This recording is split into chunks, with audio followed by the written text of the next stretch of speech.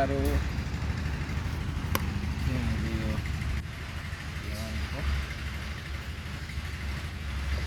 होइन भनौँ लन्च भनौँ जे भए पनि घुमेर आइरहेको छु।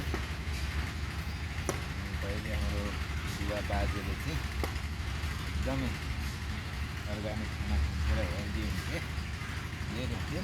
अहिले चाहिँ हामी एकदम फास्टफुड खाएर रेडी भएको छौँ। अहिले चाहिँ हेर्नुहोस् त मेवा एकदम अर्ग्यानिक मेवा नेपालको यो अर्ग्यानिक मेवा हो। यहाँ मेवा छ, अब मेवा काट्नु हो अनि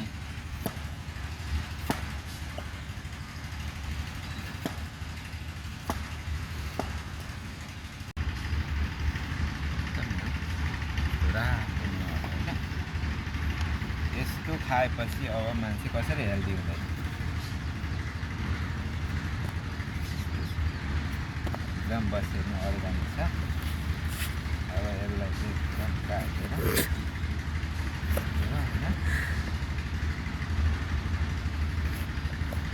आजको लन्च छ। यहाँ मकै छ अनि यहाँ मेवा भयो। यो चाहिँ मुलाको साग यो अनि यो रायोको साग। यहाँ कोला दुईवटा छ है, जोडिएको कोला छ नि फेरि। अनि यहाँ चिया छ एकदमै। अब मकट ठक्क खाने अनि मुलाको साग ब्राउन खाने हो।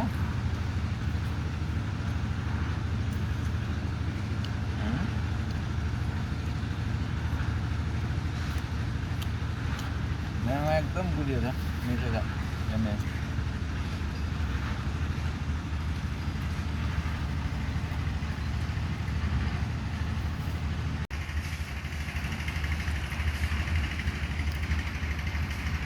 एउटा कोला चाहिँ ल